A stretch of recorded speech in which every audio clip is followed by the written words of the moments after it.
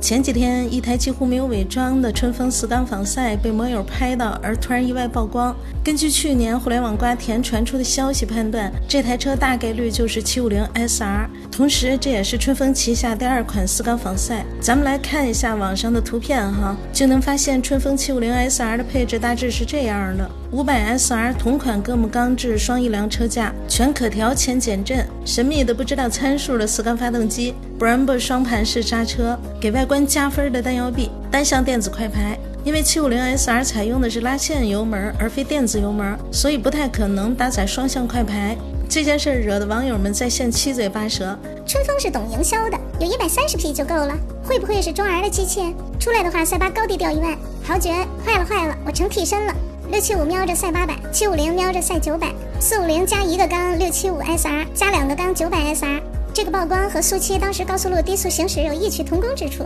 让等675 SR 的那批人又难受了。是继续等呢，还是入手可拉出来的675 SR 呢？我猜500会3.5万，675会4万，750会5.1万，毕竟凯越都3万内了。如果4万才买500 SR 的话，我宁愿买800 NK。以上是从摩友热议中挑出来的一些比较有代表性的评论。早在1年前就听大佬说春风不止一台4缸，可万万没想到他居然会在一台行驶在高速公路的大拖车上被摩友拍到。整个过程确实和小米速七的曝光有异曲同工之妙，简直就像是有意暴露出来的一样。由于查不到任何有效资料，所以关于750 SR 的一切，我和大家一样既未知又好奇，但我们可以根据经验和推测，简单对750 SR 做一些分析。比如它用的到底是不是铃木750的发动机，能不能吊打赛921。其实从逻辑上来说，春风750 SR 给人的感觉很像是铃木的4缸750，原因有2点。首先因为二者的产品逻辑很像，铃木在 GS-R 750的基础上迭代出了 GS-R 600，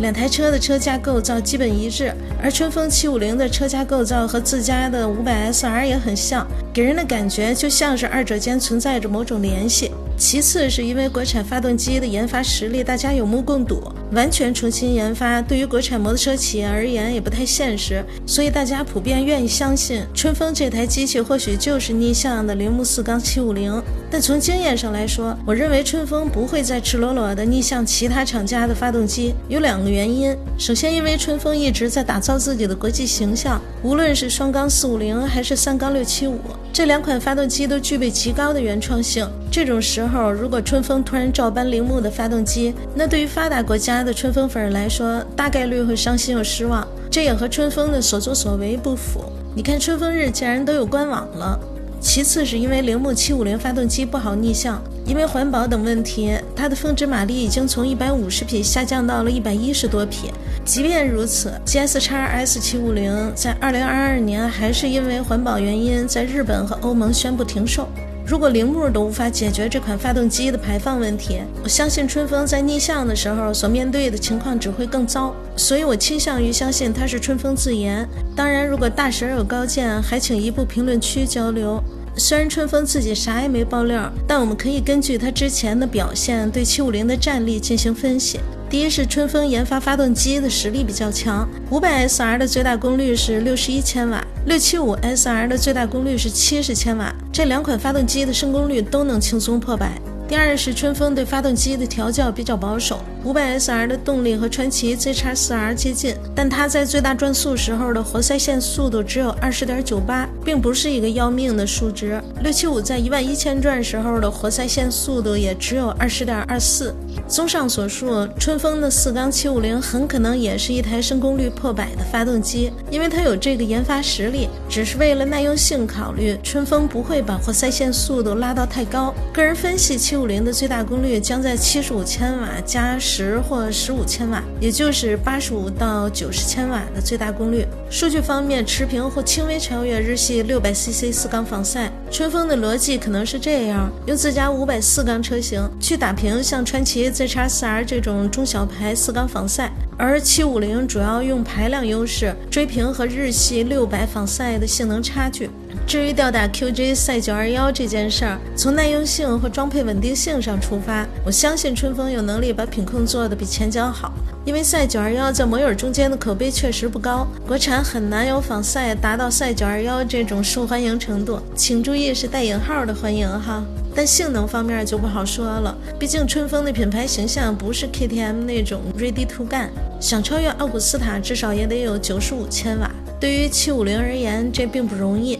更别说春风还是保守的造车风格。从675的参数上也能发现，他希望你能先把车骑得住，再骑得爽。在这2重 buff 的加持下，它很难超越奥古斯塔的动力表现，毕竟耐用和高性能对于现阶段的国产来说暂时无法兼顾。定价方面，有摩友表示希望春风能把500 SR 定在 3.5 万，675定在4万，750定在 5.1 万。有关前2台车我说不准，没准春风能够给个超低价，但750很难这么便宜，原因有3点。一来，这是目前春风最大排量的4缸车型，产品只要和旗舰2字沾边，售价就不会便宜。二来750 SR 的配置作风也不是实用类型，它有单摇臂、预载可调的前减震，还有2个 Brembo 卡钳，外加4出排气，这些在同级别日系仿赛上都是可有可无的东西，但春风把它弄了出来，这说明春风不太在意750 SR 的成本，约等于售价足以涵盖这一切。3来，国产大排量车型目前阶段在国内销量都不是很好，如果赛921还能维持7万元，那春风750的定价也没理由太低，除非钱江把 WSBK 版赛800的发动机下放到民用市场，否则个人预估750的售价极有可能在5万大到6万出头。最后总结一下吧，我实在是看腻了本田650的兄弟姐妹了。无论如何，国产又多了一台不是逆向子本田650的4缸发动机，这就是一件好事儿。同时，我也很希望春风能把这台750造到真正的世界一流水准。到那时候，赛921的质量应该也会被迫好起来吧。好，本期视频就到这里，欢迎给我意见3连鼓励一下，我们下期再会，拜拜。